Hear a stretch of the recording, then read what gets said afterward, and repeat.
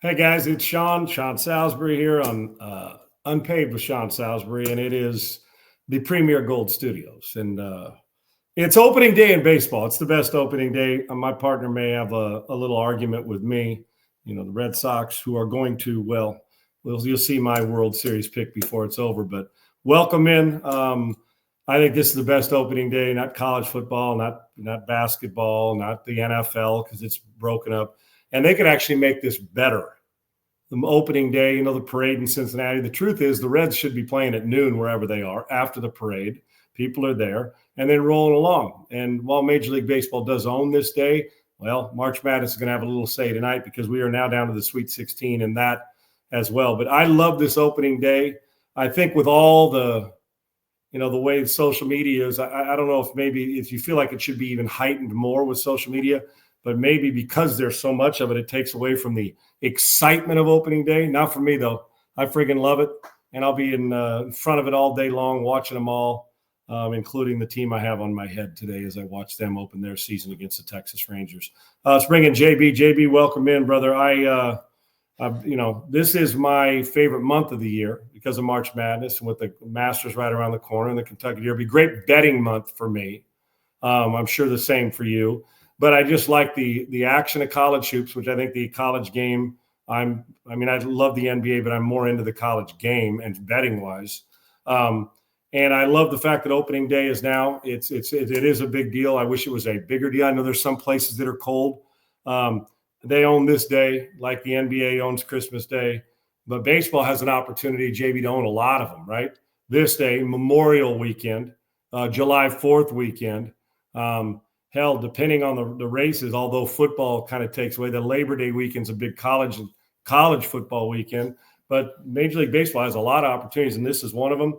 This is me, brother. I'll take this opening day over any of them. I don't know how you feel, but there's a different feel for me. Maybe it's also spring, and we're heading towards the summer and the good weather, which means more golf. Maybe it's not just the baseball part of it, but I love this time of year, and this is by far my favorite opening day.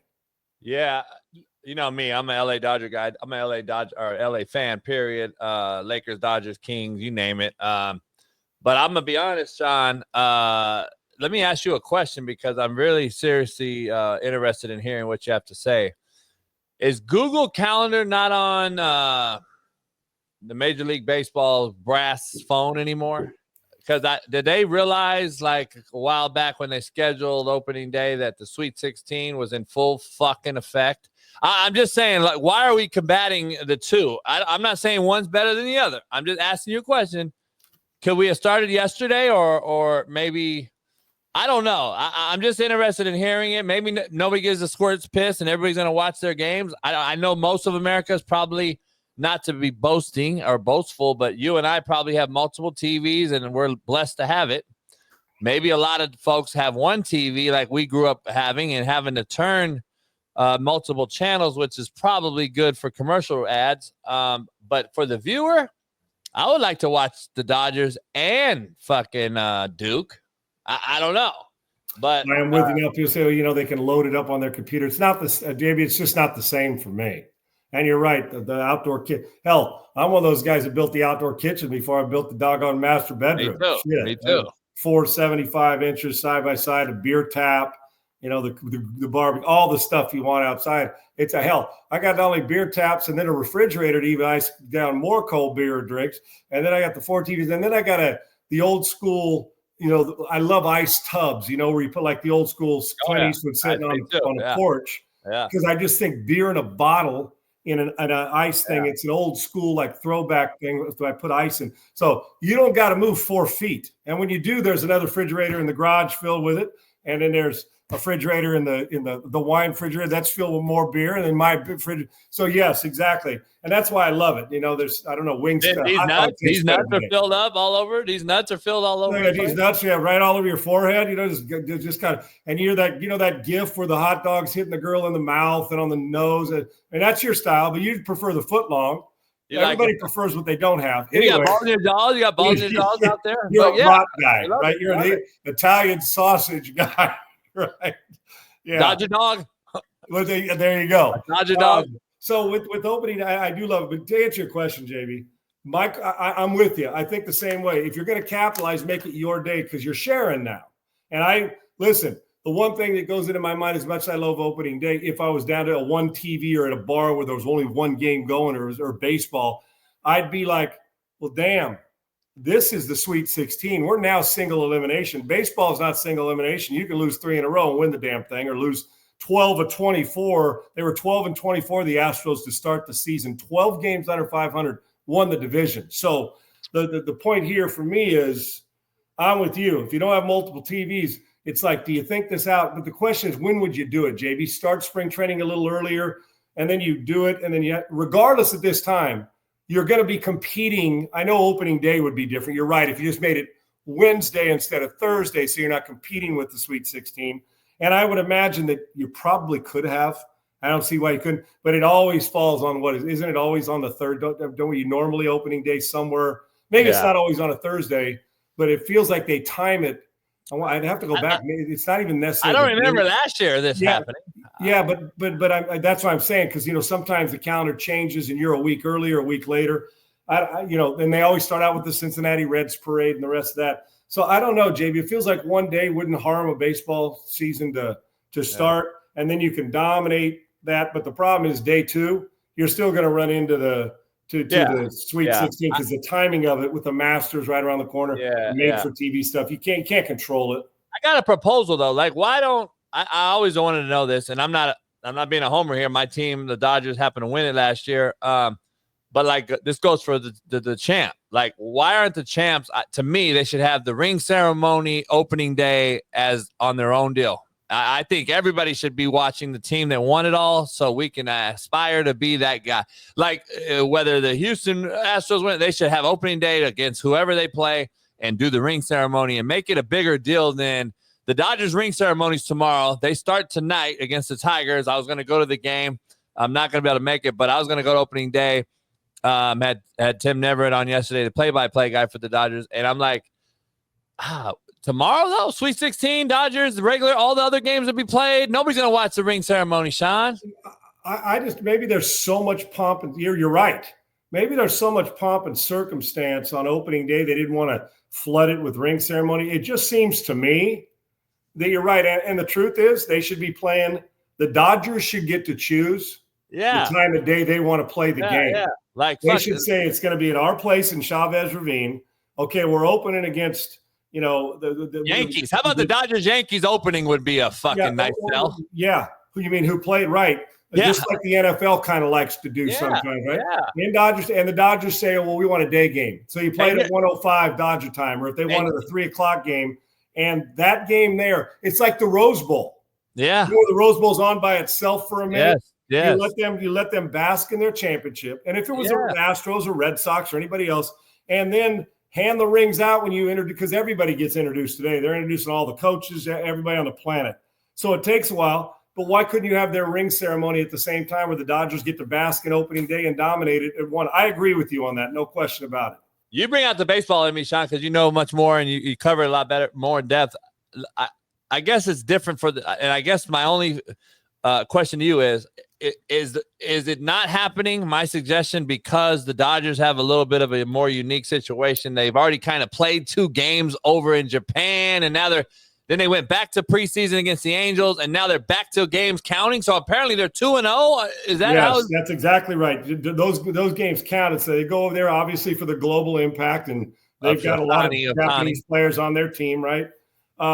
So they go there. So they're 2-0. So they take that like a week off or however long it's been. Well, they play the Angels in the freeway. Maybe opening day is anticlimactic. So you're not throwing the ring ceremony and you do it on Friday. Yeah. But you're still going to deal with. But you're right. The for sure part is if you could fit it all in at a time when it was just you, and the one game kind of like that Rose Bowl is in between other games, and even back in the day when it was just bowl game after bowl game. And we picked the national champion, UPI and AP would, vote on it, is that Rose Bowl's always been, it's like a standalone. And so when you win the championship, you should get to choose the time of day you want to play. And if they want to play at night, great. If they want a day game, and you should get to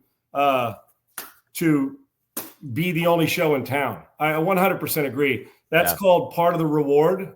Yeah. For kicking everybody's ass and winning winning a World Series. So, but it don't matter. So JB, do you like? It don't matter because they're going to win the next 3 in a row anyway. I'm going to go different than you this year. Okay? I'm sure you are. Do you think so? Are you an opening day guy? You're a football guy, coach. You know what it's like to have an opening day on a season. Are you switch? To me, there's you can't even, because we have those early games the first week of college football that aren't really they're ass kicking games. Then the next week you'll get the one in Atlanta, you'll get one at Jerry's house, and one out in California possibly, and that's a good matchup. But in baseball, NBA, kind of sometimes you're like, man, in hockey, we were in the preseason. The next day, you're playing regular season games. Hell, it starts, and then they got the play-in tournament. That's impossible to keep up with. To me, I've always said the NBA season starts Christmas Day. That's when you've introduced it. You dominate up and down the lineup. We're all watching the games. You open presents, and your present's Christmas. This is the one. We know you look forward to it. It's warm weather anticipation. I honestly don't think how it's even comparable that there's any other opening day close to this when it comes to pro sports and even college football. Yeah, I agree. When is this? So today is the day for you, like Christmas Day for the NBA. This is the day. It's not. There's no, Dodgers play Angels. I'll watch them all. No, it's because I live in Houston, and we're the flagship on my local morning show on Sports Talk 790, and I love them. And we get to interview Steve Sparks and Dana Brown, the GM, every week. So you're embedded. I mean, I've been doing it a long time with them, so you love them. But I've always said this to them too. I'm not a stand on the table and embarrass somebody else because my team won over years. I don't do that, but I root. But I've been a Red Sox fan since I was old enough to even understand how to put a baseball on a tee. My mom and dad fell in love with the Red Sox in the 67 World Series, and my mother was a Carl Yastrzemski fanatic, and my dad. And so I don't know if I want to say, not blackmailed me, but they brainwashed me is a better word for it. They didn't have to blackmail me anything. It was baseball. I wanted to do it. They didn't have to say, you go play baseball or you're going to be cleaning your room the rest of your life. I loved it. So, and I can remember damn near every situation in the 75 World Series, every pitch from Eddie Armbruster out in front of home plate, the home run by Fisk. But people don't realize that Bernie Carbo's pinch hit home run into the center field allowed Carlton Fisk to take that swing and do what they did, and all those things that went on. But I grew up a life of a Red Sox fan. My first spring break in college, me and a teammate, we flew to Boston and to go to Fenway Park. That was my first trip there. So it's been ingrained since I was like 6 or 7. And so I'm Red Sox first. So when they play each other, I'm not going to browbeat either, the Astros, but the Red Sox, I think you're a weaker fan is if that was ingrained in your soul and that's your home team and you move to another city. You can root for both, but when it gets right down to nut cutting time, if the Astros play the Red Sox like it's happened already in 2018, when the Astros played, bless you, and I'm doing the show on the flagship station. Like I said, I'm not going to pound the table and embarrass. You do it respectfully and fair, but I wouldn't think anybody would expect me to quit rooting for the team you've been rooting for since your parents had turned you on to them, and that was everything you did, and the Red Sox and the players and did everything about it. Just the ballpark itself, your history of the Red Sox was ingrained in you. And so when they play, I'm a Red Sox. Now, if you lose to the Astros, fair game. I get it. But when Alex Bregman left the Astros, I said, please, this was when free agency first started. I said, I don't want him to leave here because he's a big help and a great leader in the clubhouse, Gold Glove guy. But if he is going to leave, I don't mind him going to Fenway Park. Well, here he is, and the Red Sox, which we're going to get to here in a second, made the right decision to get him to third base and get him there so I can root for him there too. So, yeah, JD, this is, to me, it's today. The Cincinnati parade kicks off. Game started like 2:07 Central Time, and we hit the ground running the rest of the day, and it's game after game after game. And then you're right. Tonight, if there's 3 games on, and there's going to be a college hoops games on, a couple of those too tonight. So you better have more than one TV. So, yeah, I'm all for it, my man. And we'll, throughout this show, just kind of smatter in some of our picks so you can keep track of them and you can do the same. Let me quickly tell you about our Rumble Studios, and JB and I'll come back and talk a few things about baseball. We got some fun things going on. And I mentioned about the Alex Bregman Red Sox, why this is a brilliant move by Alex Cora and why he didn't back down from a star. We'll get to that in a second. These are the Rumble Studios, and this is also the Premier Gold Studios, Rumble Show, Premier Gold Studios. And You make a career, you think about March Madness, the pressure of a young player or a pitcher today going up to make his quest for Cy Young and leading his team. A lot of pressure. 23-year-old, 22-year-old, 30-year-old, somebody hanging on, a lot of pressure. And in baseball, pressure to throw a strike, pressure to lay off stuff outside that aren't competitive strikes. In football, to throw the red zone touchdown while you're getting hit in the mouth by an edge rusher. There's a lot of pressure. Sometimes you win it and beat it, and sometimes you take the L. Well, when you take the L at 25, you can recover. You can recover. There's another game. They'll have another opportunity. They always seem to find you. Well, how about in your financial world, in retirement, or preparing for retirement? Or how do I get to it? What's going to prevent me from getting hit in the jaw and not being able to get back up? And I don't mean literally, but figuratively, to get back up and still battle. So if you retire at 50, God bless you. If you retire at 75, man, I hope you enjoy those years you got left, and hopefully it's 25 or 30 more. But you got to have money. You got to pay bills, and you also have to have that peace of mind to know that's taken care of. And so, listen, one bad day in the stock market, whether it's a problem with national debt or market savings, inflation, you need a playbook, just like in football or in any sport, a playbook, how to approach, plan your work and work your plan. Well, that's what I've done in partnering. And it's harder to bounce back, man, when you're older and get knocked down from something happened with a 401 or an IRA account, and your IRA account, and it's like, how do I recover? I thought that was going to be my everything. Then you realize you got a playbook for finances, and you got to be able to come back from that. But you want to get out in front of it. And so financial security is not just about wealth. It's about not building it, but keeping it, and also by protecting it, right? So I've teamed up with Premier Gold. They have a playbook, a great financial playbook that's helped a lot of people like you and me get real tangible assets like physical gold, right, in your hand. And they do stand the test of time, inflation and market swings, national debt, all of it eats away at retirement savings, but not precious metals. Physical gold and silver can provide security and freedom, and Premier Gold makes it easy for retirees or people who are thinking about retirement or are still a ways away. They offer expert guidance, a simple rollover process, and no hidden fees. So if you're close to retirement, you're in it, or you're thinking about it, whatever it might be, it's never too early to prepare your future. Protect what's yours. Protect what you've worked so hard to earn. The game is always about timing. Well, isn't the game of life timing as well? And that's what leads me to this. This is the game of life. This isn't just a basketball or football or baseball game. So don't let that game ruin your future. It is your future, your legacy, and your family. So give them a call today. Don't waste any more time. You don't want it to be too late. 949-566-8666. That's Premier Gold. 949-566-8666. One of the Premier Gold team members standing by with a free one-on-one consultation to walk you through those rollovers of a 401k or an IRA into physical precious metals, tangible assets. Premier Gold's the only one I trust. I recommend it to friends, family, anybody who's listening, even those who aren't, but you probably should listen for your future. 949-566-8666 or secure.premiergoldco.com/Sean. That's secure.premiergoldco.com/Sean, right here from our Premier Gold studios. And the new studios that are being built are going to be off the charts. Can't wait for it and grateful to be here. JB, coming back to you. We got some fun stuff to hit today. Ray Smith of Tryc, who's one of our big advertisers. I like to bring our advertisers on for a handful of minutes and talk with them, about their company. Let them come on here and tell us they've invested a lot of money in us. We want to invest back in them. ROI to everybody's important, but also to you small business leaders.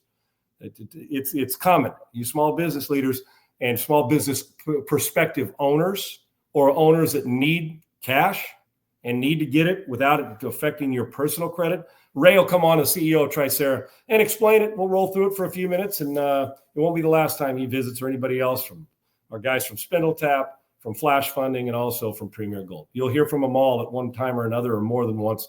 Plus, if you're listening, good time to take a few quick notes and say, this might be just what I need to fund and to help my small business, and with AI technology, which is the wave not only of the future, but now. All right, JB, I mentioned going to break about the Red Sox, okay?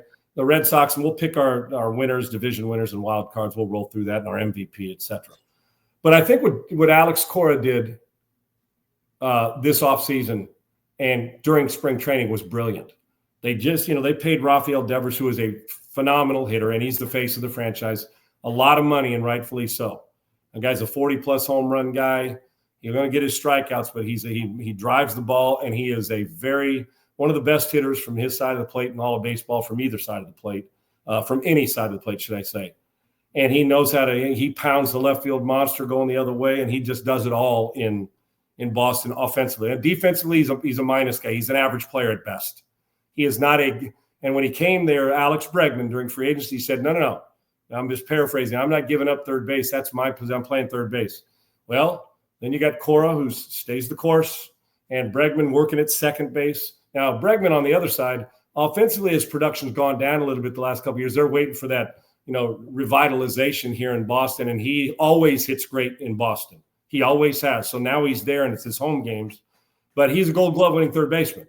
The guy's a vacuum over there, one of the best we have over there at third base, and he's always been that way.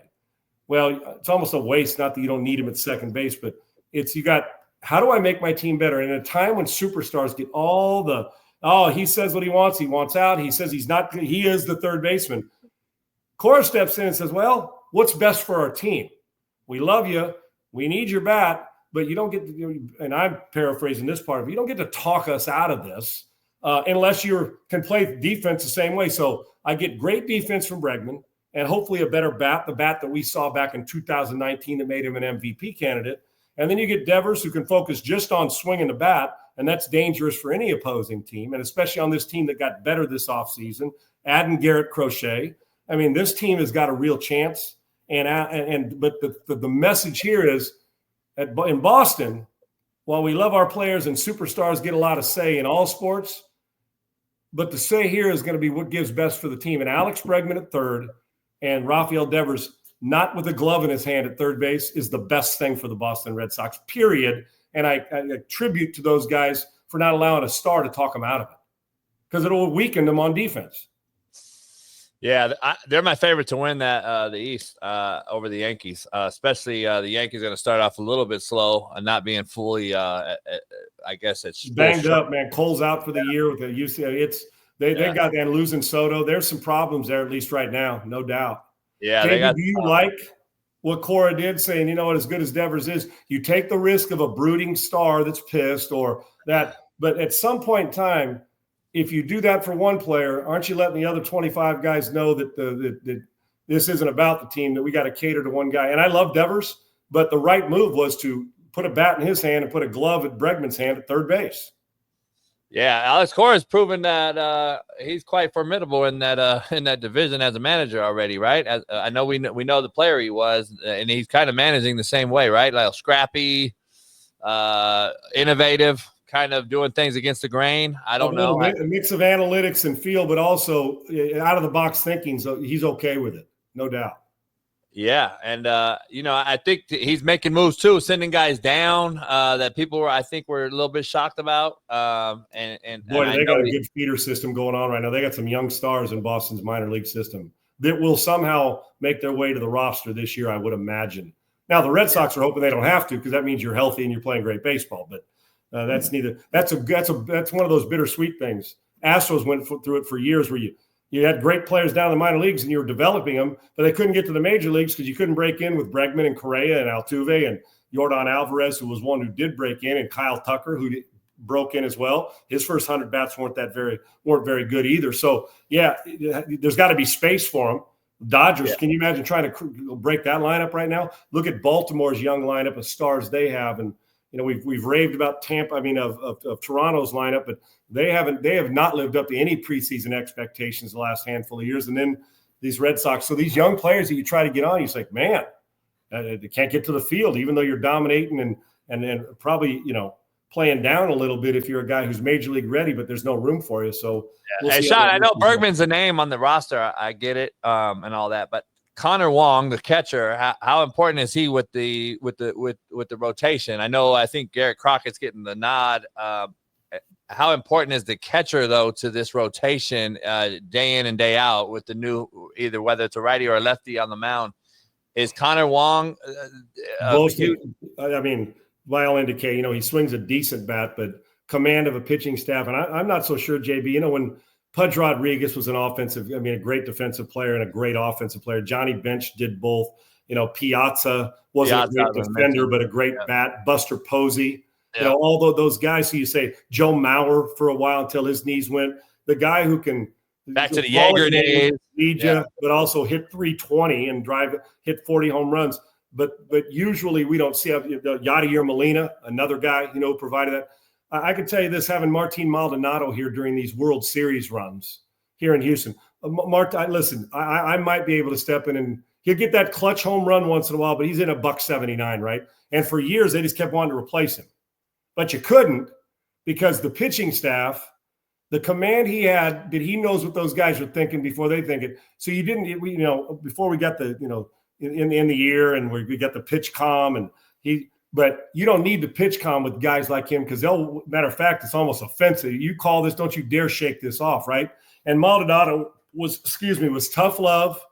And if you were struggling, basically like without doing it, not literally, but slap you upside the head, walking out to the mound saying, get to Framber, get this shit right. Get your emotions under control. You gave up a single. Who the fuck cares? You threw a wild ball. We still got to have you. Keep the ball down the strike zone and do what makes you a great left-handed Cy Young guy. Well, they had that. And so, JB, to answer your question, Wong's not that. He's not Yadier Molina yet or anything. But he is getting to a point you can tell. And I watch probably, JB, with the baseball package, and the truth, 125 Red Sox games a year. So, their number one priority is handling the Garrett Crochets and a pitching staff. Then you hope the bat's alive and well and he gets you a clutch hit, which he's done in the past. But it's the command of a pitching staff and knowing where their comfort level is. I think and I know pitchers lean on it, managers lean on it, but we don't talk about it enough across like his fan base media that, and it hit here. The reason why they talked about it a bunch here, because they were lacking offensive production for the defensive game calling and the ability behind the plate to do those things that they wanted Maldonado to do. And then it just got to the point, JB, when Yainer Diaz just became a better player. I mean, he's still working on it. Now, that's one of his tasks here is as he continues to get better at understanding what a pitching staff and what Framber, and to keep him out of bad spots and to calm him down when necessary and be aggressive with them when necessary and firm with them when you need to. So he's getting better at it, and he's got a great backup catcher to help him too. But with that, Victor Caratini is the other guy. But with that, Yainer's a much better offense player. It got to the point where you couldn't keep running Maldonado back here because you were playing with 8 guys. And if Jake Myers was in the lineup, you were playing with 7. So Wong is very good and getting better at a guy you can put behind the plate every friggin' day and do it. They are loaded. I'm telling you, JB. Yeah. How important is What's that? Yeah, how important is like Trevor Story? I know they shortstop along with Bergman in that infield. How important is that combination right there? Because that shortstop huge. Trevor Story, and they both. Now you think about it, that left side of that infield not only gives you great defense, but it also and Story's a versatile player. There was talk that, well, would you move Story to second, Bregman to short, keep Rafael Devers at third, or Bregman to second, keep Story at short where he's comfortable, but that ballpark for both of them, Story knows how to tatter that monster and, to play it right. And Bregman, like I said, he's had that's, if not his favorite, it's not his third statistically, I don't believe, ballpark to go play in. So he's kind of made for it, but he needs to get back to quit. I mean, at times pull it, but when he's hitting the ball the other way, JB, his average, he walks, he's a guy that'll walk 100 times a year, right? Yeah. Alex Bregman, to show you where it went last year, he has got, by all accounts, if you're just going to 3 guys in Major League Baseball that's an eye for the plate and knows when to stay off bad pitches. He is one of the best in baseball at understanding what pitchers are trying to do in strike zone. He just hasn't produced as much, but he's got to get back to that and getting back to where he went from 100 plus walks to 40, just a little over 40 last year. That's a dramatic drop. That tells you he wasn't as selective. If he gets back to being selective, having Story who's got sneaky power, Bregman, the year he was an MVP guy, was right around in the 40 mark. Home runs upper 30, 40. I can't remember the exact number, and was a run producer and also hits 275 and plays Gold Glove. If that guy shows up on offense, that left side of that infield is not only good on the defensive side, and you got that Bregman makes shortstops a lot better too defensively. Yeah. And then you got Pop on the right side. At the plate, both guys on the right side that can pound that monster in left field. Let me ask you how important now, since the DH has kind of been wide open, both leagues, how important is, Devers or whoever, Devers, to this Red Sox team, and then the addition of our guy out here on the West Coast, Walker Buehler, who's a friend of mine. I'm gonna get on the show. Now getting him over there has to strengthen that bullpen, that depth, right? Yeah, it allows you, because he's a versatile guy, healthy again, it appears. And you added Crochet. I think they're thinking they got a staff that is you're not winning the whole thing. You can hit 230 in the postseason and win a World Series. You can't have shitty pitching. You can't let the other team hit 290 against you and you hit 230. So, and I've seen it. It's been proven. Team average hitting 227 and winning the World Series. Why? You get to the back end of your bullpen. Your middle relievers eat up innings when necessary, and your starters get to 5-6 innings and mow people down and put you in position to score where it becomes a one-run game. So, yeah, pitching for the Red Sox, that's been a detriment of theirs at times when they've struggled, like anybody. Yeah. They got to pitch, and they'll pitch this year. And they went out and got themselves help, which is needed. How good is the East, though? Well, who's Toronto? Toronto problem, right? Orioles. What I'm saying about a problem is I'm not sure who they are. Hell, they're always three of the last 4 years, they've been a hot commodity. Oh, they're a division. They got all this power. And they've kind of pissed down their leg. Don't know who they are. Tampa, their roster, the Wander Franco situation that happened, their roster's not the same. They're well managed, but they were always known that they'd pitch you to death, change lineups, and find a way to get themselves in the playoffs. Another not wild card team, but the wild card is that team. Man, we're not used to over the last decade of those guys are more. The Orioles are fucking good. And now this is where it gets interesting. For me, I think the Orioles are the second best team in the division this year and could be the first. They've got a bunch of young guys that look like fraternity guys with curly blonde hair or, wavy blonde hair that just rake. And then, losing Corbin Burns for me was a big thing, and that's going to be an Arizona win because Corbin Burns is great. But I love what Baltimore's building. I do. They look like the Astros and the Braves did. They're bringing these young guys up, and it's paying off for them. They're going to be right around there. It is. I think it's a 3-team division, and I also and I think that not only is it a 3-team division, but I think there's a chance that those 3 teams make the playoffs. And then the biggest wild card is you lose Soto. You've got guys injured. The protection for Judge. You've lost some pitching. You've got some injuries at the pitching staff. I mean. Hell, you go from a 96-win team, maybe or so, 95-win team to where are you going to go? And it's not JB, you're going to automatically lose 60, right? If you're a good team, you're going to lose most of the time. You'll be 55 to see. You're going to lose those. And you hope to go 5-5 in every 10, right? You hope to go 5-5 every 10, right? And you're going to lose. If you're a good team, you say, well, I'm going to win 85.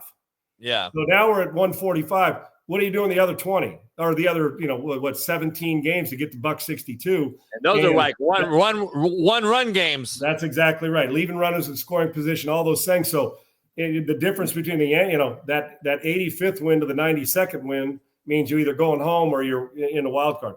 But I'll tell you what, the 3 teams at the top, especially when they're healthy, it's a bitch. That's a hell of a division there. And then there's some sneaky teams. So let me ask you this real quick. Is Ray there? Yet, got him there? Triple E, I can't hear you, man. Yeah, Ray, he's here. Okay. JB, real quick before we get to Ray, do you have your division winners in the National League real quick? Yeah, and I'm going to tell you my dark horse of this whole thing is the best bullpen in baseball, in my opinion, which is the Minnesota Twins. So I got them as being a sneaky team in this deal. But what do you want to do? You want to talk? Just give me real quick your 3 division winners in the National League. Well, the Dodgers, obviously, I think they're gonna repeat. And the Padres will be good, but I think they lost a lot. I got the Mets, obviously, being right back in this thing. Them and the Braves are gonna battle this thing out. I think the Braves are sneaky, or well, not sneaky good. They're good. We know that. The Mets, but you know what? I don't know, Sean.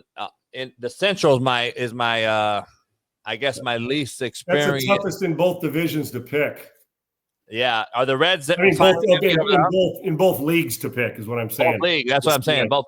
Are the Cardinals back? Are the Reds going to get over the hump? Right now? Yeah, the Cardinals, great baseball city, great baseball town, great baseball fans. The problem is they're not a great baseball team right now. If I was a bet man, I'd tell you to stay away from them in any playoff run this year. Yet we've seen them go on some runs, but they're not the same that we're used to seeing.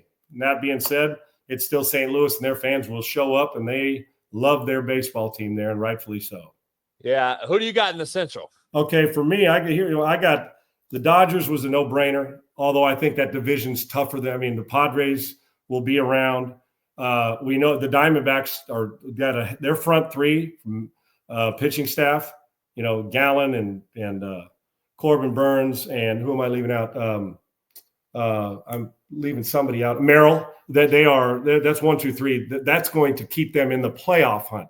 Hell, the Dodgers, they're going to win 103, 104 games this year, I'd imagine, if they stay healthy. I got Dodgers, I got Braves in the East.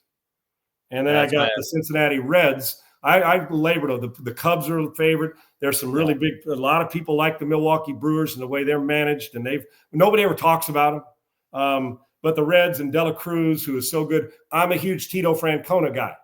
Terry Francona wins. He's like Bochy. He's bringing it back. Came back out. I actually think his impact is going to get them to win the division. And my 3 wild card teams, real quick, JB, are the Phillies, the Mets, and the Diamondbacks. I'm taking the Diamondbacks as a wild card because I think they're well managed. Yeah. They'll find enough offense, but that pitching staff's friggin' good. Yeah, they're the biggest threat, in my opinion, to the Dodgers.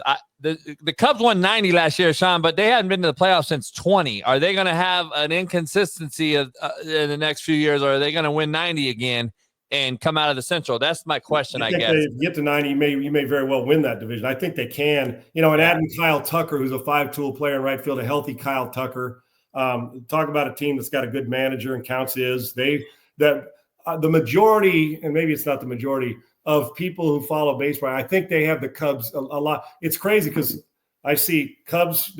I see a bunch of people love the Cubs. And then, I've talked to Robert Flores, who's at NMLB Network, and this morning on my show, and he's like, keep an eye on, because of Francona and Dela Cruz and the Cincinnati Reds, and I couldn't agree more with him.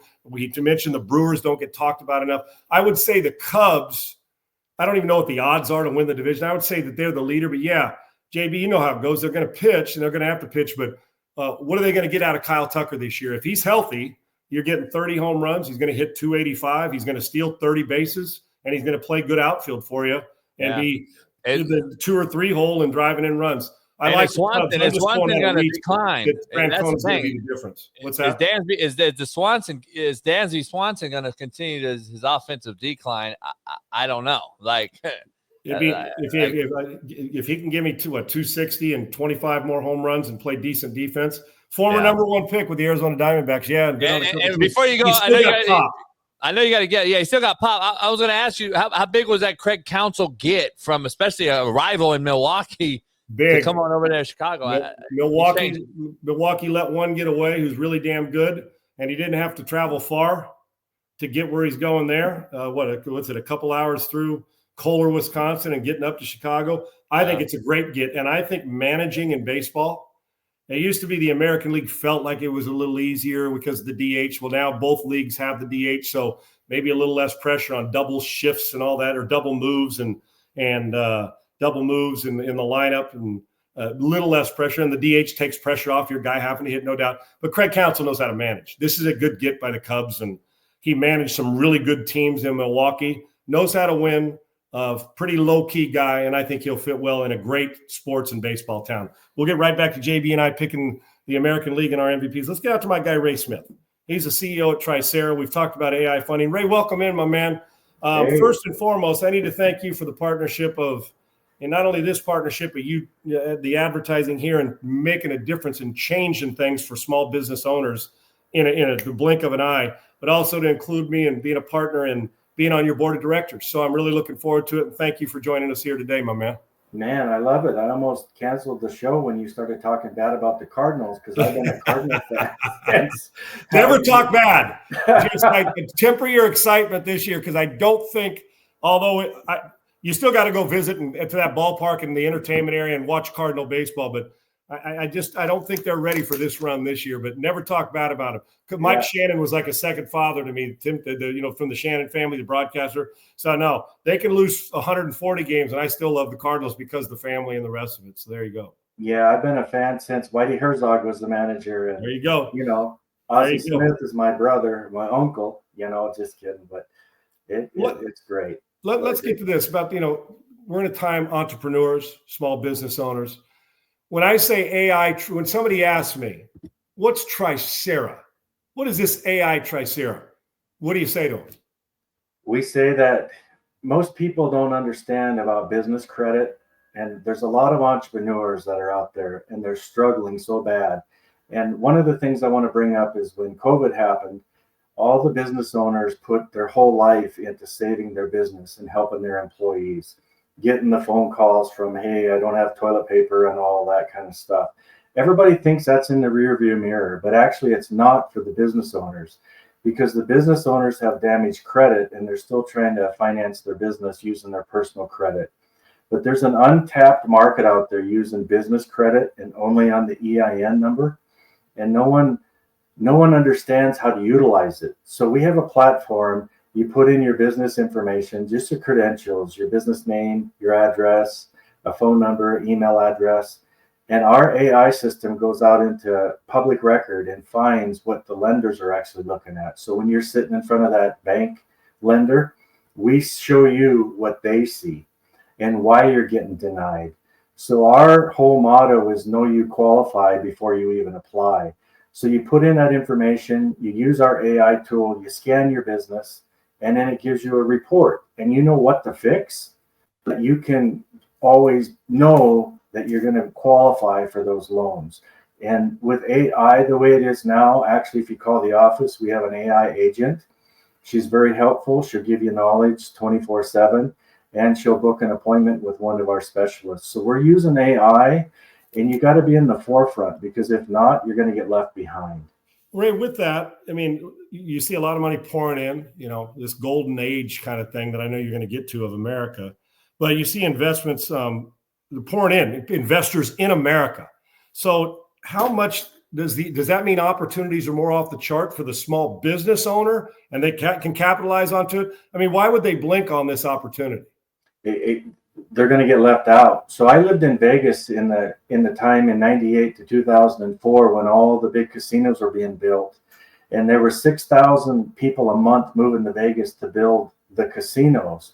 But what happened was when those families moved in, there were restaurants, there were schools that needed to be built, there were furniture stores, there was all this big boom just in Las Vegas. We'll take that across America.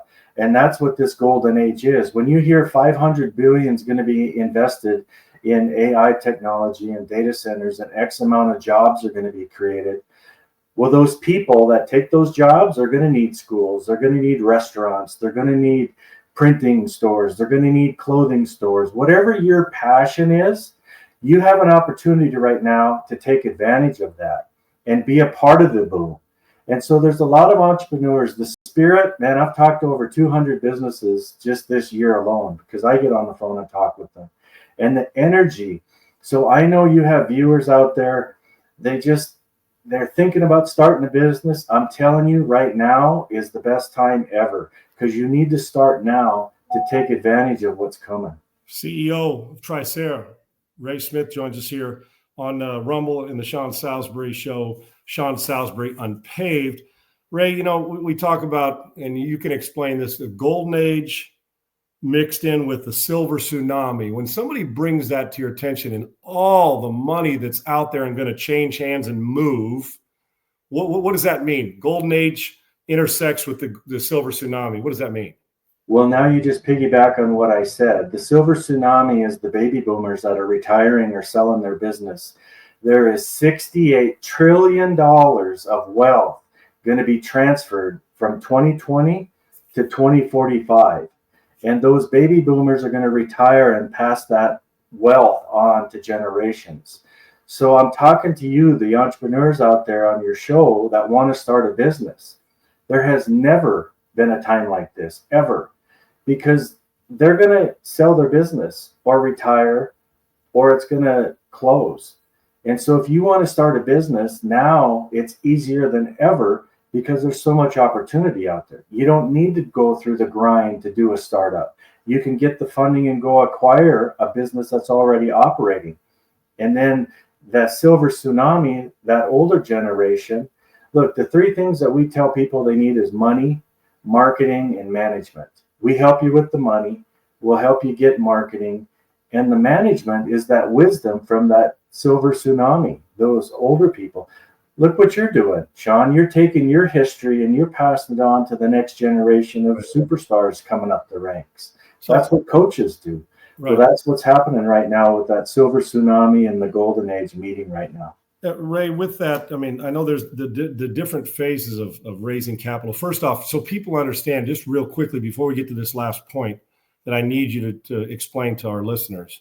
And it's intriguing, and that's a big reason why I partnered with you is with this, and so grateful you're an advertiser on here and a part of the sponsor of our show, is people need to understand this is business. It's not affecting your personal credit. This is all about the business side. I know people cringe when they say, oh man, what am I going to do? I've struggled here. I was late with a doggone car payment 8 years ago, and it was supposed to be off after 7 or 6 years ago, and it's costing a ding, and I can't get a small business. They're not going to intersect in this, is what you're saying. They keep them separate, correct? That's right. So the whole EIN number was created, 100 years ago when entrepreneurs were coming from Europe building this country. And there's, it's like coaches. There's just a finite group of players that become coaches because they have it inside them and they're willing and able to pass that on. Well, entrepreneurs, there's a finite group of entrepreneurs out there that have this spirit to go try and fail and try again and fail and keep on going. And so the EIN and the corporations were set up so that entrepreneurs could go try and fail and then take a step back, create another company, and try again. Well, then the bank said, well, wait a minute, we're losing too much, so we're going to tie it to the personal social security number. Right. Well, that just mitigates the whole reason of having an EIN number because you just well use your social. And so we've created this platform to break that apart again and just simply focus on your EIN number. So if you do have struggles or if something happens, you just close it down, you regroup, and you start again with a new EIN number and a new corporation. And so, yes, because of COVID, there are so many people with damaged credit because if you miss that payment, it lasts for 7 years.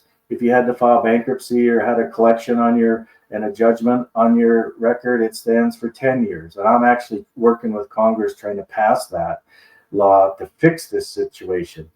The whole thing with mortgages, 30 years, that's because people stayed at the same job for 30 years, their whole career. Right. Well, now it's 6 years. You don't do that anymore. That's right. Yep. So you can't be penalized your whole life for missing a payment. And then the other thing is, let's say you have a $500 credit card payment and you miss it, and another one is a $15 payment and you miss it. Well, it affects your credit the same way, and it's unfair. It's very unfair. Never. There's a big difference. And Ray, now I come to you. I'm a person who's interested in this, and I say, well, what are the phases like? And when I want to raise some capital, a capital raise. How do I go about these? So roll me quickly through these 3 phases so people have an understanding of what they'll go through. Yeah. So there's startup, and we help people there. So we get your credit profile pristine so that we know, and then we'll get you unsecured credit cards and loans. We can get you up to $250,000 of collective funding and financing. Oh, it takes about 4 months on that, 4 or 5 months to build that up. And then you take that, because there's 4 tiers of lending in the business world. That's tier 1. That's the starter. And then you start to get some revenue. And then the hardest, it's the craziest thing. The hardest is going from $250,000 to $1 million. And a lot of banks don't want to play in that area because that's where the biggest pitfalls are. So we help you ensure that you got that starter money and we maximize the utilization of it to generate revenue. And then we start to bridge that revenue with that initial funding. And the Small Business Administration is the number one place to go during that section.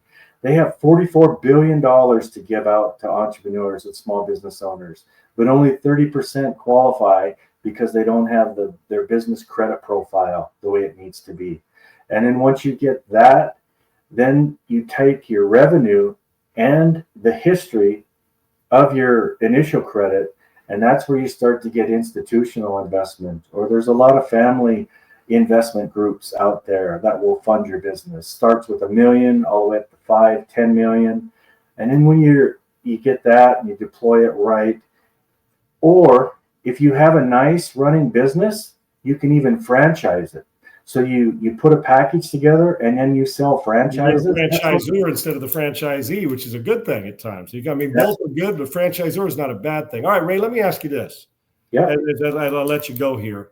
Have you ever been more excited in your business life, in this world, the business world, for new, young, or older business owners and small business owners to actually turn their business life around? Have you ever been more excited than this? Never. And every day when I talk to these entrepreneurs, you can't get off the phone with them because the excitement is palpable across this country. It's all across the country of all ages. I love it. You got a phone number? I'm going to, because on the thing, I want to continue to give the phone number out. We know it's at ai.tricera.com. Give me a phone number, Ray, that we can get this going so people that want to make this happen urgent can get a hold of us. 949. Yep.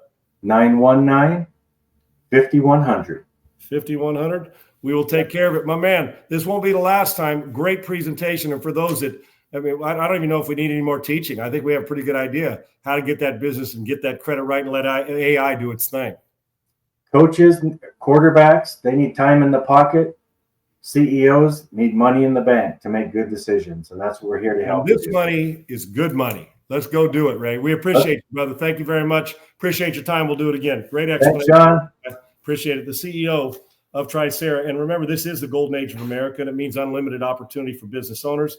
But without funding, opportunity means nothing, as Ray just described. AI.tricera.com. It's AI-driven platform connects with you and the best funding sources instantly, whether it's 250 grand to launch, $1 million to scale, 5 million to scale, or even over 100 million to dominate. We've got you covered. And that was Ray Smith. He is a Fortune 100 funding system guy. He's helped build this so business owners like you can access AI match funding solutions without risking personal credit. The golden age is here. Don't be left behind. Visit ai.tricera.com today. That's ai.tricera.com today, where business funding meets intelligence. And that's 949-919-5100. We'll get it up tomorrow. That number will scroll across there, 949-919-5100. Let's get JB back in here. So, JB, we've been through the National League. All right, who are your final two teams in the National League, my man? Who are in the NLCS playing to go to the World Series? Oh man, you know what? I'm gonna go Dodgers Braves. And is there any doubt who you're picking to win it? No. Is it dominant or is it a 5-game series, 6 or 7? How deep's it go? Sean, baseball to me is so. I've been on this horse for a long time. You can correct me and tell me I'm an idiot if you want, but I'm a true believer that baseball, if you threw every team in the playoffs, that you would have absolute jaw-dropping upsets every year. Like the Florida Marlins could beat a team in a playoff series. I just truly believe it. You're talking about like a long playoff series, 5 games to 7 games, right? Yeah, I think anybody could be anybody in a playoff series in baseball. Let me ask you real quick about that, JB. Do you think it'd be like, we have the wild card 3-game series, right? The initial one. And then the 5. It seems easier for you to pull off the upset in a short series. I always feel like the longer the series goes, like in the NBA. And if we had that where you played the same team 4 times or 5 times in football, I feel like in the same season that the better team would win more often. So do you think, I know upsets happen. Could a team, so it's more important that a team, if you had them all in there, that the wild card and there's a bunch of 3-game series to start out, more upsets there because you caught them off guard? Or in a longer series, do you get the team that sits around saying, damn, we're down 2-0 and now the pressure's on the good team? So which one's different for you? Short series, long series? I guess short, but the issue is like the bats, you know how hard it is to hit a baseball. Like you're not always going to be hot on the bat. Like the bats aren't going to be hot, and a pitcher can catch your crew could catch wildfire and strike everybody out. Like look at the Dodgers had to come back down to the Braves that year. A couple years ago, down big in that series. Luckily, that long series allowed the Dodgers to come back and get that done in 7. But it was anybody's game, Sean, and it's that way a lot. It's that way a lot. Look, the Dodgers dominated the Padres all year long, and to me, I still don't understand how the seeding works in baseball. I never got it. For a Dodger team to play their arch rival, other than the Giants, but the Padres are a rival, right? separated by 100 miles. And then for us to have to play them after a bye because we're the champ in the NL West, and then we have to play the Padres as our first opponent, to me, doesn't make any sense at all. I don't get that one either. And then we dominated the Padres 2 years ago during the regular season, I think winning 23 of 26. And then the Padres beat our ass in that first round. They sure did. Like you know what I mean? I just, yeah. The Dodgers were the overwhelming favorite. It is odd. And I'll tell you, when I just looked at the teams in baseball this year, there's probably 4 teams that I can say they have no shot to make the playoffs, right? Now we're going to have 6 in each league, and there's 3 teams that 4 teams, 5 teams max that you feel like they just have no shot. When they're hovering around 60 wins or whatever it is.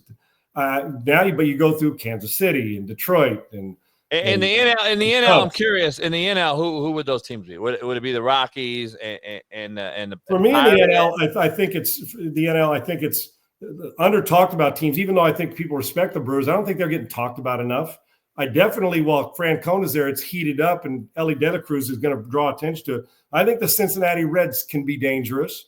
In the American League, I think you've got, when you mentioned the Minnesota Twins, who, if their lineup's healthy, they got some boppers in the lineup. You go to Kansas City Royals, I think the best player in the American League right now is Bobby Witt Jr. Now, I know there's some, Baltimore may have an argument with a couple of their young players, but Bobby Witt Jr. is a freak show. And so you look at that team that I think can win it. The Detroit Tigers, who took care of their business, and with Tryc, who may very well be the best pitcher in baseball, let alone best left-hander. And if they can pitch, and we know Hinch knows how to manage that team, and some have them as favorites, and some have the Royals winning the division. Some have the Twins hanging around. So Cleveland. I mean, yeah. And well, the question is, can Cleveland match what they did last year? When Francona left, like, man. And then all of a sudden, now not only is Cleveland probably not getting talked about as much, and I understand, but can they catch lightning in a bottle like they did last year and do one hell of a job during the regular season? But I'm going to tell you right now, Ramirez he took a hometown discount, and he's always going to be in the top 5 or 6 of MVP voting. That dude there is the most underrated player in baseball, and it's not close. It is not. Now, baseball players know, but just when you start throwing names around, and Witt Jr. and Gunnar Henderson, and you start throwing names around, the Otanis and the Trouts and all this, we just somehow sit back and forget what I'm talking about here. You know what I'm saying? Yeah. And so I think they're very, very, there's dangerous. So there's a handful of them that stick out like that can go win it. But as always, you got to get pitching, and you got to stay healthy with pitching, because you can get in without, as long as your pitching stays healthy, which you're going to need 8 or 9 or 10 of them starters, but the pitching part of it. So I don't know if I answered your question, but I think I feel the few teams in the AFC, like if you say 4 in each division are shoe-in no-goes, like 3 of them are probably in the American League West, right? Like the Angels, probably the Athletics, the A's, obviously moving to Vegas. Yeah, I don't say the A's. Here's what the A's will do. The A's, you'll go on a road trip out west, and the A's will get you at a 7:00 West Coast game, 9:00 Central, and they'll beat you 2 out of 3 because you're tired, and they'll scrap their way through it. There is no question about it. Seattle's got a good team pitching staff. The Texas Rangers pitching staff. Well, who's DeGrom going to be? Can you get 100, 200 innings out of him this year? I mean, you start to go through, and as I mentioned, the managers like Tito Francona and his impact in Cincinnati, I think people believe in that. And I do believe in baseball, managers are, even with the DH in both leagues, guys like Terry Francona. Bochy walks away, comes back first year, has another World Series with Texas Rangers. So certain guys just get it. So hopefully I answered your question there. All right, so now let's go to the American League. Red Sox, for me, in the American League, I got the Red Sox winning the division. The Royals, I'm going to take them. And I think Witt's going to have a phenomenal year again. I'm taking the Texas Rangers in the West. I think they'll pitch well. They did not live up to expectations, had injuries. Their pitching staff's pretty damn good, and they've got bats, and they can that ballpark, the power. And when they go through an eruption, it's going to be about pitching for them. I got them winning the division. Then I got the Astros, Orioles, and Yankees as my wild cards. And the Yankees, the question still exists: how long is it going to be before they get close to health? And with no Garrett Cole, your frontline guy, you better be damn good behind him. Yeah. I like Cleveland in the as a wild card this year. I think they're gonna. But back to Ramirez, underrated, JB, and he's when we're all said and done this year, even if we don't talk about him, to put a stamp on what I was saying about teams like that we're not talking about. And Cleveland played good baseball last year. That Ramirez will be at the end. He'll be in the MVP numbers hunt, and Cleveland will beat some teams they shouldn't beat along the way. But that division, 3 or 4 teams can win it, and health is going to have a lot to do with it. So I didn't mean to interrupt. You're going to go with them just based on how you're feeling about them this year. Yeah, definitely. I just think they're gonna. I think they got everything you need to sneak in there. I just don't know. You know how it is, man. It comes down to pitching, right? At the end of the day, come September. So yeah, and so I got red. So who do you got? You going Red Sox, Indians, and who in the West? Or not the Indians? They're sorry about that. The Guardians. Yeah, fuck. That's a whole nother story. Man, I'm gonna roll with your guys, man. I just think Houston has too much tradition. I'm gonna edge them out over Texas Rangers. Fair enough. And so your 3 wild cards, like I said, I got Astros, Yankees, Orioles. So you got the Astros winning the West, and then so I would imagine are the Rangers a playoff team or the Mariners for you? Yeah, I got the Rangers getting in, and Yankees. And you would think the Yankees are going to do it. Obviously, and you like Baltimore. I like Baltimore.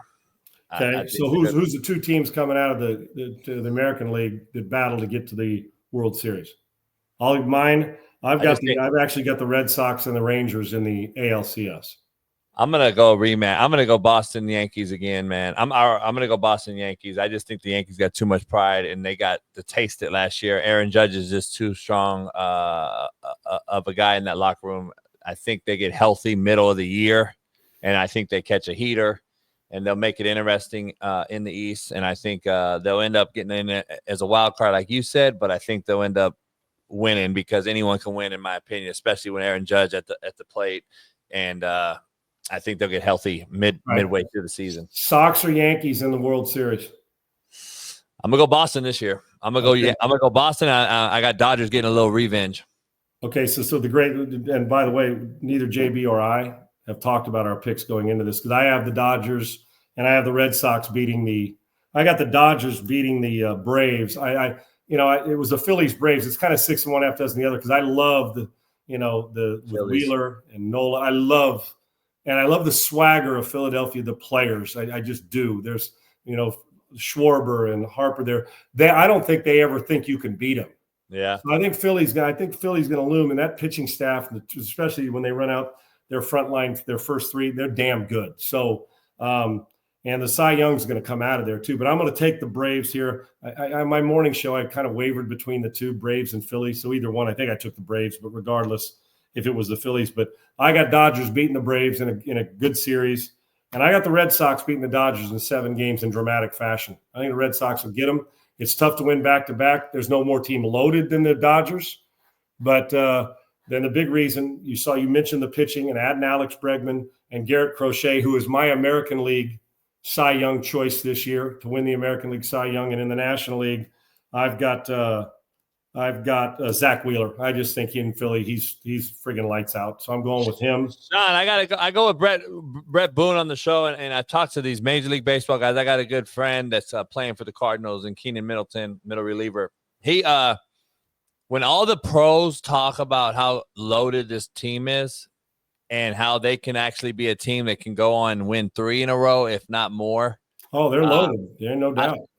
Where is this like football? When you're just overwhelmingly loaded and more talented than everybody, at some point, doesn't that just wear on everyone else? You can have a bad night, Sean, and fucking still win. Well, I mean, I don't see anyone beating them. Their 8th guy in their starting rotation can win a Cy Young.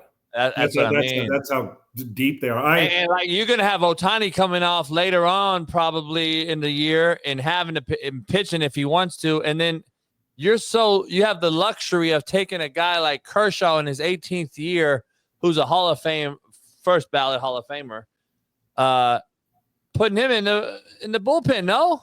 Yeah. And getting 15 to 20 pitches out of him. There's no doubt. And what about when you mention Ohtani? Now, we know if he just wanted to pitch, he's your number 1 or number 2 starter anywhere he goes. If he just wanted to hit, well, then you got enough depth in Dodgers to have him. What a luxury.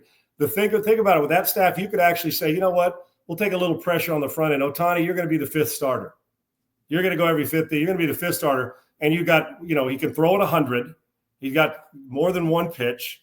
And most of the time he's been a dominant player. He's had to do it on the mound and at the plate. So if he at some point you think he's going to have to make the decision, but damn, the guy is the most unique athlete we've ever seen. And it's incredible what he does. So, the Dodgers are deep. The only thing for me, the Dodgers, injuries are always a concern, but they're deep enough to overcome a star being banged up, right? They just are on the mound and the staff and they're everyday players, the other 8. But my concern, JB, is if they're so good, I don't like losing competitive edge.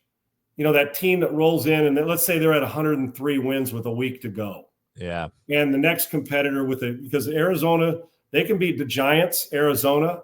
I mean, the Padres, that's a pretty competitive division, right? So the next team, what? Let's say they win 93 games, JB, and get in 94 as a wild card, right? Let's just say for hell, it's Arizona. Yeah. That's a 10 to 12 game lead or more. And I'm talking about if you go – so the competitive edge of saying I want to rest players and getting to play where you say – and maybe it's a good – I don't know how it'll affect them, but you rest players, you say, okay, it happened last year, you have a huge lead and still stay in your own mind competitive because everybody's telling you how fucking good you are. It happened last year, though. The Padres were right on their ass. I know. But my point is they staved them. That's what I do want. If you're the Dodgers, I actually think you'd like it within 4 or 5 games with 2 weeks to go. Now, you obviously want the luxury of kicking people's ass and distancing yourself. But the competitive part of the athlete says, oh, they're close. I got to close this thing out. I just worry about teams. That's like in football. When you win the division, you have home field advantage throughout the playoffs. I worry about the bye week. And then you took week 17 off for your starters. They played a couple series. And then you had the bye week. It's 3 weeks before competitive football. Let me ask you this. Who had the longest bye in both conferences this year?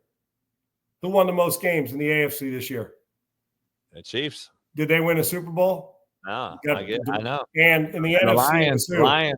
Detroit, and they got beat in their own building. Yeah. Because it's easy to lose competitive edge. So, but I got Dodgers, Red Sox win it all. And then I got Ohtani, the MVP, Zach Wheeler for Philly, the Cy Young in the National League. And then I got Garrett Crochet winning the Cy Young. And then I have Bobby Witt Jr. as the American League MVP. Yeah, here's an interesting one. If you're a bettor, I'm going to bet $1,000. I'm going to bet a dime. I'm going to bet $1,000 on Blake Snell to be the strikeout leader. Is he going to win a Cy Young? I'm going to go with the Skeeny's cat out of Pittsburgh. Oh, Paul Skeens. Yeah, I understand. He's pretty dude. He hasn't even urinated very long in the league, and he's already dominating and starting all-star games. The guy's a freak. Yeah, and if you're a bettor, I just think that bet right there between those two guys, strikeout leader, Snell, I think Snell's going to benefit from the lineup and the rotation depth. Oh, no doubt. So, you know what I mean? I don't know if a lot of people are thinking like that, but I'm going to go MVP of the AL, though. I'm going to go you like Bobby Witt, huh? How about Gunnar Henderson? I think that if I was picking a second guy, he's. I'll put it this way: I'm not getting through 3 players without Gunnar Henderson being on the list. Yeah, and I'm probably going to go Cy Young, Logan Gilbert out of there. Yeah, he's pretty good. Just as and you like Cam Smith as Rookie of the Year, I'm sure. Oh, no doubt. I mean, he's just and Dylan Cruz in the National League, he was a second overall pick. Who's your manager of the year? Who's a guy that can win the manager? I think National League, Terry Francona, because I think Cincinnati can win the division, and Francona comes back. His impact is phenomenal. If Bochy can get the team back, American League Manager of the Year. If Joe Espada can win the division with losing Bregman and Kyle Tucker, starting a rookie in right field in Cam Smith, starting a Hall of Fame second baseman in left field who hasn't played the position, and starting a center fielder who's a Gold Glove caliber talent defensively, but can't hit his way out of a wet paper bag with an aluminum bat. Now, hopefully that'll show. So those 3 things, and you're dealing with McCullers still getting healthy. Garcia is out for a while now. You lost Verlander. You still got Hunter Brown and Jake, Arrighetti and and Fromber, who will open up for his 4th time in a row. So, and then the bullpen with Hader and Abreu in the back end. You lost Presley. You lost Tucker, like I said. I mean, you think about it. They go win 90 games, 91 games, win the division. How is he not at least considered? I think Troy Lavulo in Arizona obviously has a chance, and that pitching staff will carry him. If any of these teams that are sitting in the middle in the central, like we mentioned, if St. Louis came out of nowhere, right, and did their thing, if Council's team wins 100 games and they've been dominant, Hinch, AJ Hinch got to be in the mix. Yeah, there's no question. So, and Hinch is another one who always is going to. If they go and win the division by 5 games and they maximize it, he's always going to get those votes. The great thing about baseball, you see 5 or 6 guys get votes. We get a chance to see him tonight. Tigers and my Dodgers. So tonight they start tonight. So if you haven't seen him up close, Scooble, the lefty, he is. I know you've seen him. That guy is. You make an argument that picking him for the Cy Young wouldn't be a big reach. So, all right, so we got that done. We're good with our picks. JB, let me switch over. Do you know that if you put your hands on me, or maybe Stephen A., you, my friend, are going to throw hands. Don't touch it. You know I love my guy Stephen A., and I laugh I laugh at this with I love him. But there's also you ain't throwing hands on LeBron, dude. That's a bad decision. We've seen him box, dude. Yeah, and you don't want to be knocked back. See, I look at it. Can you imagine this? The headline saying, future presidential candidate Stephen A. Smith throws hands at the king. The king responds with a straight right and knocks Stephen A. Smith back to 2020 COVID bubble year. News at 11. I mean, come on now. Like I said, that's my guy. Stephen A. Smith puts his grind in. I just that's probably not a fight you want to do. Now, I respect him for saying, I'm going to throw. Nobody's putting their hands on me. But it would be the wise choice would probably be to walk away from that one. Just a hunch. Yeah, it's going to be interesting. We got that clip there, Triple E. I mean, do we got that? I just kind of like it. It fires me up when he says, I'm throwing. Dude, he's throwing. Okay, JB? You don't know anything about being in front of Hood, JB. You ain't going to throw. Yeah, you ain't going to throw these hands from the ESCO. You ain't going to throw hands. You see Stephen A. So here's our guy. And like I said, I do it affectionately. I don't have any hatred for it, but it just cracks me up because there's certain times when some things are better left unsaid. Stephen A. Smith. Put his hands on me, I would have immediately swung on him. Immediately. And this is what it would have looked like. Clean up that cut more. Raise him up. Yeah, make it more free. Yeah, push. I can't. Oh shit, man! I listen, man. I can't. He is on a tour right now, like LeBron said on McAfee. He is on a Taylor Swift type of tour, defending himself, which doesn't look good. I don't believe it favors him at all. And then I thought LeBron did some a little bit of chicken shit act, on McAfee's show as well. So I think they're both parties need to grow up and have a talk. At what point in time does the Twitter or the in-person beef and it's great banter for us. Both are at the top of their craft. One making $20 million a year and works, and he works 47 jobs. I know he loves it, and he loves the camera, and he's a smart guy, and he's a grinder. We got a guy at the top of his craft. They got a chance to win the whole thing again. When I say again, since the bubble, but a real and a chance to do some things with Luka and the rest of it. And LeBron's been around enough criticism. I actually thought now, LeBron's a guy that, as a Laker guy, and you are too, Laker fans forever. It took me a while to accept him into the fold. Does that make sense to you? Because maybe it's the off-the-court stuff, the flop, and on-the-court flopping, and he responds to everything rabbit ears. But he's the greatest rabbit-eared responder on the planet because he continues to play at an incredibly high level. So that whole thing with him and Stevie, okay, I get a little bit of it. But at some point, I was like, grown-ass man versus grown-ass man at the top of both of their crafts and their business. When is it like, okay, dudes, enough of this? You ain't throwing no hands on LeBron. And every time you do it, LeBron's going to get the trump card because the fellas and the athletes and the rest of it. And with going on with Pat, I actually, for one of the first times in a long period of time, not on Pat, I'm always engaged. I love Pat's show, Pat McAfee, is the way that the interaction with LeBron. LeBron looked like, I felt like he was just a normal dude that day. He was dropping an F-bomb, laughing and joking, some self-deprecation, talking about MJ, his relationship with Kobe. and responded to Stephen A. Smith with a little bit of a smirk and a smile, talking about you go there eating ice cream, waiting to see if you could find where that video is. And then, but the one thing that I thought he shrunk on, he didn't need to do that to Brian Windhorst. He just did. I don't think Windhorst, from my vantage point and watching him talk, I think Windhorst is, when you say you attach to a star, I know a lot of reporters that didn't Ahmad Rashad and Michael Jordan were tight, but they were really good friends, right? When Ahmad was covering games and doing the NBA, and Jordan, they were tight, but they also were friends. Now, I don't think that anybody thought that Windhorst was, going on private jets on vacation with LeBron. I just thought it was kind of cheap. I mean, he could have said something like, you know what, you hang around these guys, sometimes they think they're really close friends when they're just media and I don't really give a shit. And we just said we understand, as being a guy who's been in the media and being a player. I get it. But I just thought LeBron, that's the one thing in the interview. Everything I thought it was funny. I thought it was engaging. He looked like it was a guy you go out and have a beer with and you're not feeling like, there's any undertone of anything. And I thought I can have a beer and hang out, smoke a cigar. That was good shit. Pat did a great job with him, let him free rein and do his thing. And LeBron was engaging. And quite frankly, I felt like he was transparent. Yeah. Now, with that cheap shot, I was like, oh, you didn't need to do that, man. Windhorst isn't that big a damage to you. Matter of fact, most of the time in his career, he's been a pretty good supporter of LeBron James. And I thought for me, and I think if LeBron looks back, and maybe he won't, and we've all said stuff that the next day you look back and say, I'm good, check. Yeah, that was probably catty of me. And, in the big scheme of things, does it make Windhorst look worse, or does it make him look better? The LeBron look worse and Windhorst look better? Because I just don't know why the bus toss. Now, I don't know the depth of, maybe at times he said it to LeBron and he didn't like it. But it felt like a cheap shot that he shrunk himself on that one. He didn't need to, because the rest of it I thought was pretty damn engaging. Nah, it was. I thought it was fun. I thought it was Pat's a unicorn. He gets A-list guys to open up and be more I guess inviting to your household. Well, there's a trust of saying what you want to say without feeling, even though the same amount of the people are listening, the guys, I know that. Dan Patrick has always been great at that too.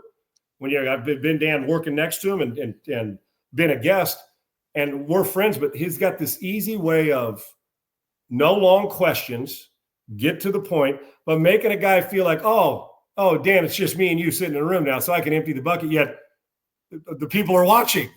That's the art of a good, and Dan's a great listener. I think good interviewers listen and really don't need any script to go off. They just pounce on the things they need to get to what you want, and let the guy, and leave the time for the guy to do his talk. And that's why he's on an interview. I think Dan Patrick's the best in the world at it, but Pat's ability, and I think it's unique, getting guests on, making them feel comfortable. And then you can hammer them. If they don't want to answer, they don't have to. But LeBron felt comfortable enough to go everywhere yesterday. And that's a tribute to Pat, but also that LeBron, we saw Brady open up. Now, Bron's always been a talk. He's always talked, and with all these side things he's got going on, entrepreneurial stuff. But we didn't get a lot of Brady's personality until like the last couple of years. We saw more of it, right? Out of the grind mode in New England. And now, it seems like when these guys get to that 40 rank, we start to hear a little bit more of them open up, realize the real world's coming. Now, for LeBron, hell, it may be till he's 55. But I just was engaged with the interview yesterday, which I think it's a tribute to both, and they let it rip, and it was funny. He didn't need, I don't think he needed to do that to Windhorst. That's just from my vantage point. Yeah, no doubt. I'm with you. It was good. It was fun to watch and shit. I'm not a LeBron guy. It doesn't change my narrative about the guy, but at least he was more personable with Pat, and Pat does that with everybody, and that's just what it is. And especially when Pat currently works for ESPN, not that he needs ESPN, but he works for them. Well, for them to go at colleagues is interesting. I tell you this though about just the ESPN right now, they need him more than he needs them. Oh, no doubt. It's just a simple fact, because that's an open checkbook for him. He can go anywhere, and his group's going with him. They ain't staying. They're going with him. So when you got that trump card, that you can walk into the big boss and pretty much get what you want. But he's put himself in a great position. He does a damn good job, and it's a great show. All right, JB, before we close up, let me talk about my guys at Spindletap, and we'll finish up with a new NFL rule. Do you like it or not? And JB and I will discuss it. This is Spindletap coffee. I've told you guys about this, right? Spindle Tap. This is the best coffee on the planet. You got to call, or you got to get a hold of me, or you got to get a hold of spindletap.com. Request this. Great coffee, great causes. Obviously goes to some donate some money as well on this end. This ground coffee, Spindle Tap. It's the only coffee I drink. And whether you add stuff to it and you like a milkshake, or whether you like me and like it black, Spindle Tap. And then you got a little bit of everything with my guys at Spindle Tap. Whether you're local here in Houston, pop on over to the brewery. You know where Spindle Tap is. It's the indoor, outdoor, tremendous facility, wiffle ball. There's fields, concerts, and the food's stupid. And the drink, off the charts. And they keep adding to it. The great brewmaster there, and the what do we call them when they're just the specialists, the cocktail specialists of the great mixologists to get this done, and brewmaster. And the El Rancho, this is one of them. El Rancho Mas Grande, it's prickly pear. It's a mocktail, no alcohol in it, but you also get a bunch of CBD and some THC. So if you're feeling it, the legal limit, of course, we're here in Texas, but they'll ship it anywhere around the country. So Spindle Tap, while the brewery's local, they are far reaching with their bandwidth. And JB's going to get some of this, send it to you. You hop on it. We'll tell you how to get it. Bam, we'll ship it to you, and you'll love it. It's worth every dime you spend to get it to you, and you're going to love it, whether it's a seltzer, whether it's a mocktail, whether it's an IPA, whether it's a Mexican beer. They've got it all, and continue to produce them like I love it. They have the cotton candy. It's like a soda, but it doesn't feel like the taste of all that sugar, right? And this one here has 0 sugar in it, this mocktail here. But with the soda, it's got some THC. And if you're relaxing mode and you're sitting down and watch a little baseball, and you're going to have some wings today, or a hot dog, or a brat, and you throw one of those on it, and you've got the THC and the CBD, you're good to go. And it also tastes good.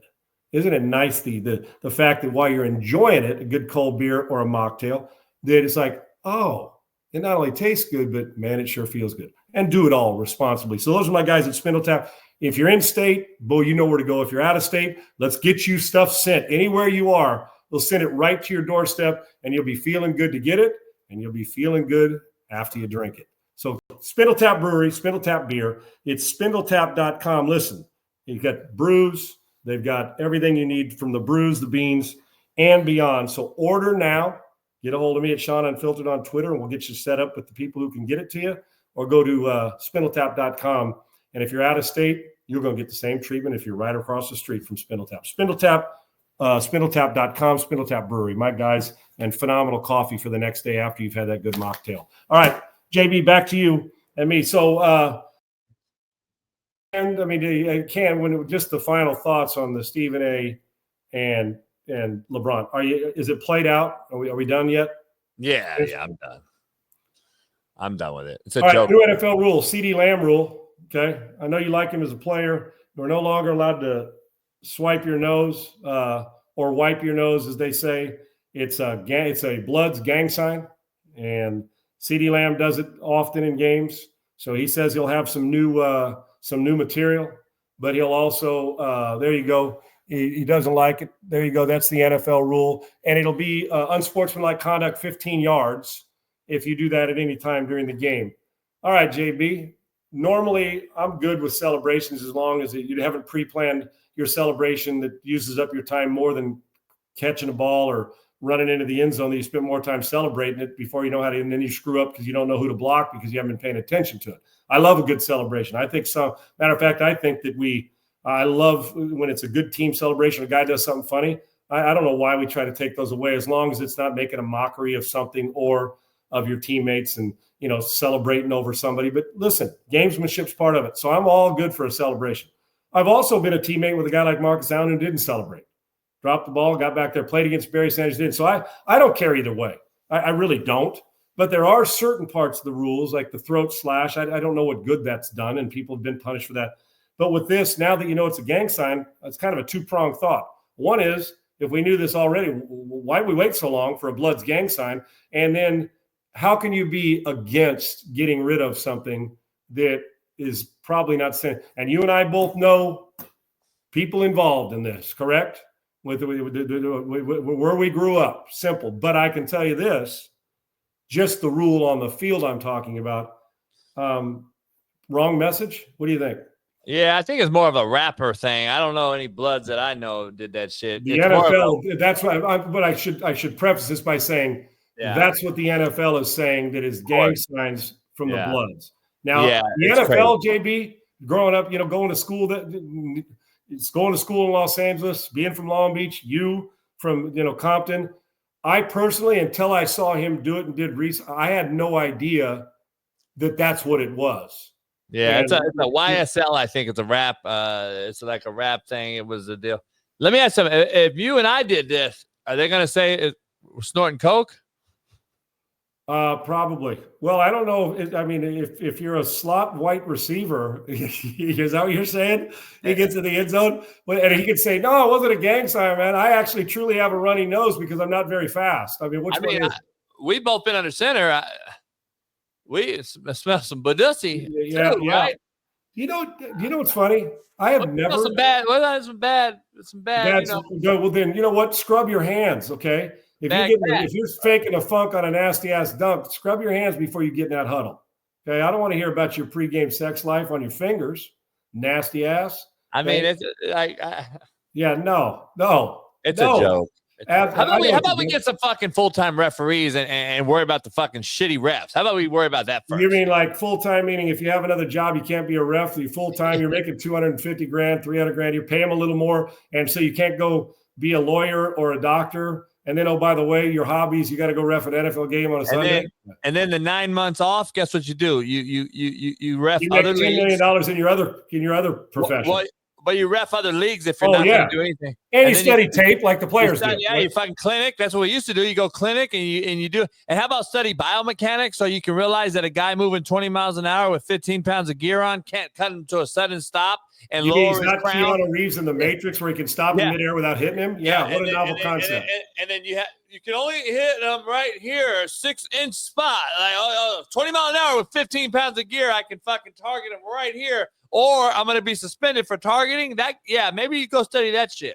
All right. So real quick, the rule, are you okay with the NFL doing this? I know that they may have other fish to fry. Is it a big deal to you and me? Probably not. But does the message need to be clear? Is this fair? Is it fair? It's not old head by you. It's not like you're out of touch. We're not. I like celebration.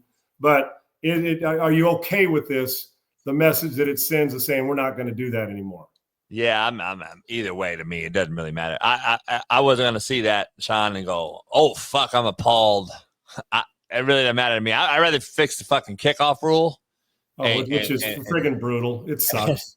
Maybe hit the quarterback again. Maybe hit the quarterback again without having to lay him down ever so gentle. Yeah, give him a soft landing spot with a pillow. Right. Don't land on him. You can hit him, but then you got to hold him, carry him, and then fucking put him down gently all in one. By the way, moving 15 miles an hour, though.